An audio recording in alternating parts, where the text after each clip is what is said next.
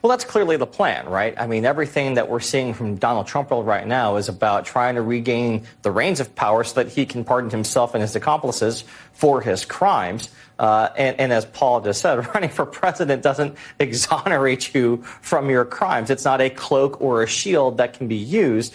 What needs to happen is the prosecutors need to just gather the evidence and decide whether they have the goods to charge him or not, and make that decision independent of any of the political theory that we're going to see. Donald Trump, Steve Bannon, these people, they are not shy. They are not afraid to try to weaponize the campaign process in order to keep themselves out of prison.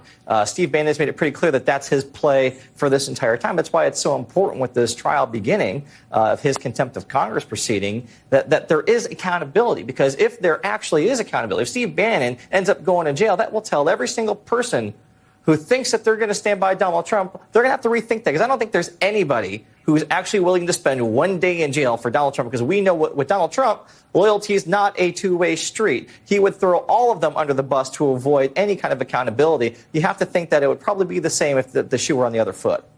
Yeah, I mean, they should ask Michael Cohen how that normally works out. Let me ask you about that, Paul, because Steve Bannon came out there, made a very bravado statement, which obviously was aimed at an audience of one, at Donald Trump, of him saying, yeah, let me get in there and do my theatrical stuff, which the Justice Department ain't going to do, which the committee ain't going to let him do.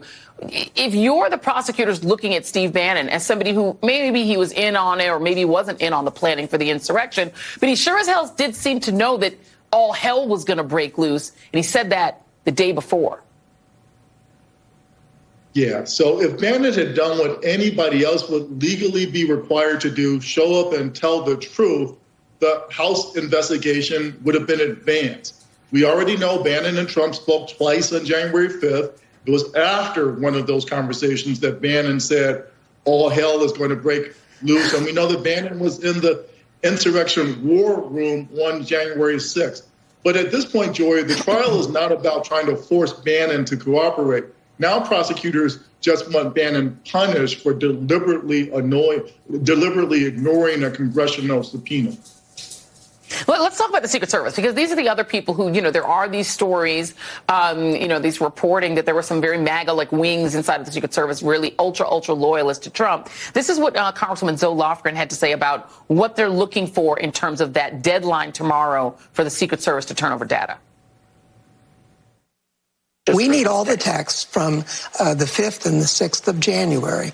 I was shocked to hear that they didn't back up their data before they reset their iPhones. That's crazy. I don't know why that would be. But we need to get this information to get the full picture. And Kurt, it is surprising, I think, to a lot of people that anyone would take risks with their careers, with potential prosecution for this guy. But you have now questions about whether the Secret Service or someone therein deleted data, deleted text. That just seems completely unhinged as an idea, given who Donald Trump is and his lack of loyalty to anyone.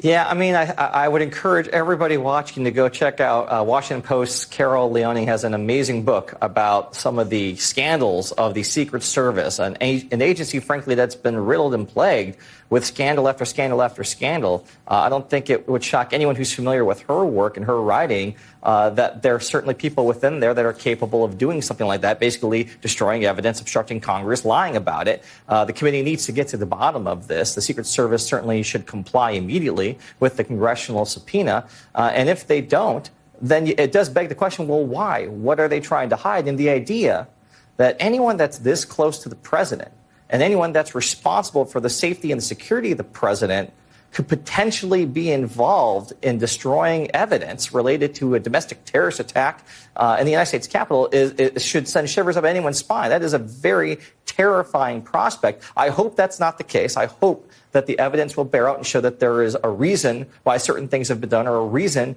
why data may not be where they think it is. But if that's not the case, that needs to be exposed and that needs to be dealt with. And Paul, we've gotten the tease, the Liz Cheney tease, that maybe we'll find out on Thursday who the witnesses are who got these calls from Trump. It looks like alleged, potential witness tampering was going on. There seems to be so much that the Department of Justice could be digging into, and we don't know the level of their investigation. What we do know is that Fani Willis is not playing any games. She has now subpoenaed, his name is Representative Heiss.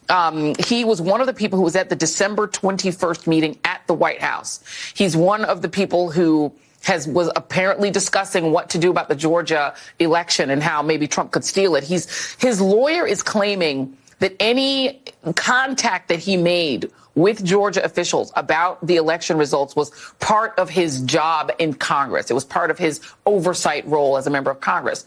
That doesn't sound like that's going to wash with Fani Willis. And I'm wondering if at some point these members of Congress and the Senate, thinking Lindsey Graham, ought to be worried about her.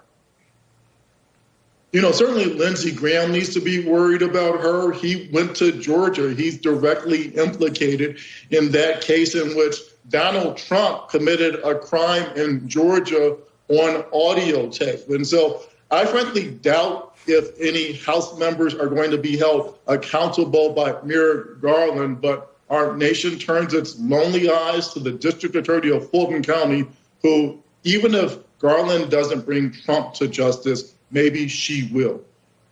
It is hard to believe. It's hard to believe, Kurt, that in a sense, Donald Trump, it feels like he has more to fear from the district attorney in Georgia than he does from Merrick Garland.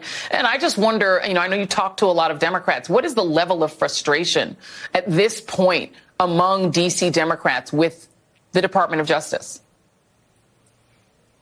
Well, I think you have to almost go back and look at what happened to Hillary Clinton to fully appreciate why so many Democrats are frustrated right now with just the overall investigative and law enforcement process that's played out when it comes to Donald Trump. Hillary Clinton, who, of course, didn't commit a single crime at all, has never been found to be committing any crime of any kind at all, yet the mere appearance of it pretty much detonated her presidential campaign at the 11th hour because of the FBI. And here we have Donald Trump, who has committed crimes on tape and isn't really trying to hide that fact or conceal it, and he's still walking free without any real consequence or accountability. It just kind of, it's mind-boggling at this point, Joy. It's like, I remember the quote that he gave. He could just go out and shoot somebody in the middle of Times Square and nothing would happen. It's like, wow, that's kind of bearing out right now. Again, I hope ultimately that's not the case. I hope that he is held to account, and that will be the ultimate way we evaluate this period of time.